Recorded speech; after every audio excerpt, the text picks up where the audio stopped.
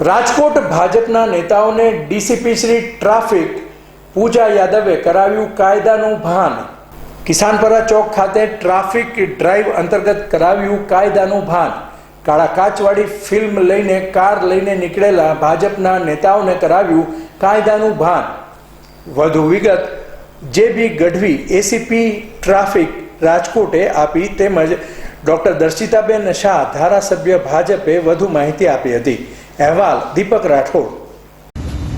आज अमरा डीसीपी पूजा यादव साहेबे अने अमे ट्राफिक द्वारा किसानपरा चौक में अँ ट्राफिकनी ड्राइव राखी थी। खास करीने काळा काचवाळा नंबर प्लेट विनानी गाड़ी होय के नंबर प्लेट फेन्सी होय एनी उपर अमे फोकस कर्युं हतुं, कारण के आवी जे गाड़ीओ होय छे काळा काचवाळी घणी वखत गुनामां पण वपराती होय छे।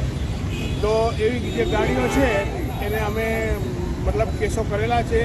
जे गाड़ी में नंबर प्लेट नहोता अने काळा काच हता एवी बे गाड़ी है ये अमे डिटेन पण करी छे।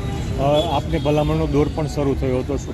कोनी कार छे तो एक व्यक्ति जे छे जे कार चालक एनी गाड़ी अमे मूकी दीधी छे। पीएसआई आरएस परमार साहेब एनो मेमो बनावी दीधो छे अने आ बीजी गाड़ी छे अहींया जे पड़ी छे जे जेमां नंबर प्लेट पण नथी, काळा काच पण छे, એટલે આ ગાડીને પણ અમે અત્યારે ડિટેન કરી છે અને અમે એ ગાડીને અત્યારે શીતલ પાર્કમાં ટોઈંગ સ્ટેશને કાર્યકર્તાઓએ અમને ભલામણ કરી કે વરસાદના દિવસો છે, શનિ રવિનો સમય છે, તો જો જે કાંઈ પણ આમાં જોગવાઈ થઈ શકતી હોય તો એ માટે કદાચ જો થઈ શકે તો અમને સારું પડે। ત્યારબાદ શહેર પ્રમુખ મુકેશભાઈ દોશી પણ આવ્યા અને એમણે પણ ડીસીપી એમણે એસીપી રબારી સાહેબ સાથે વાત કરી અને મેં ડીસીપી પૂજા યાદવ સાથે વાત કરી કે આ બાબતે શું થઈ શકે। પોલીસે જે કામગીરી કરી છે, પોલીસની કામગીરી ખૂબ સરાહનીય છે।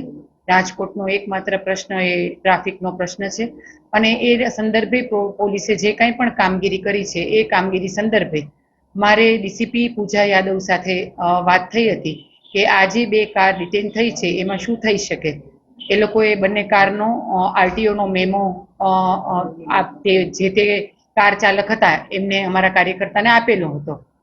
આ બાબતે આરટીઓના મેમો બાબતે પણ અમારે વાત થઈ।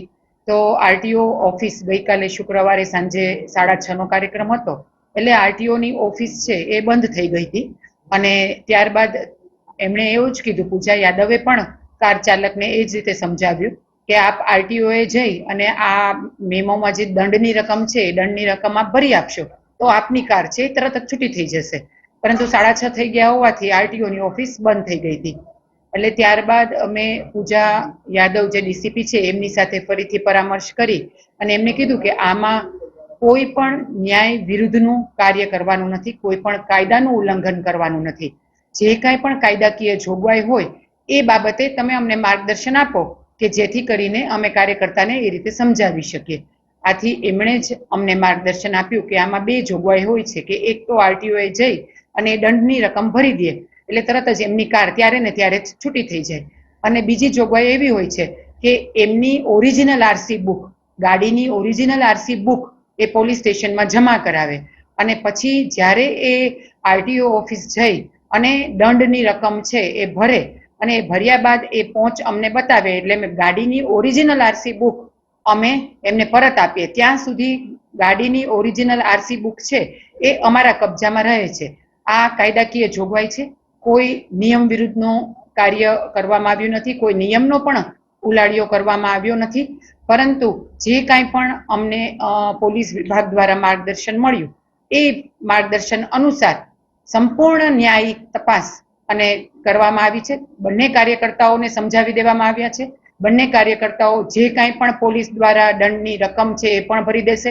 અત્યારે એમની ઓરિજિનલ આરસી બુક પણ પોલીસના કબજા હેઠળ છે અને ત્યારે જ પોલીસ એમને પાછી આપશે જ્યારે એ સંપૂર્ણ દંડની રકમ ભરી આપશે।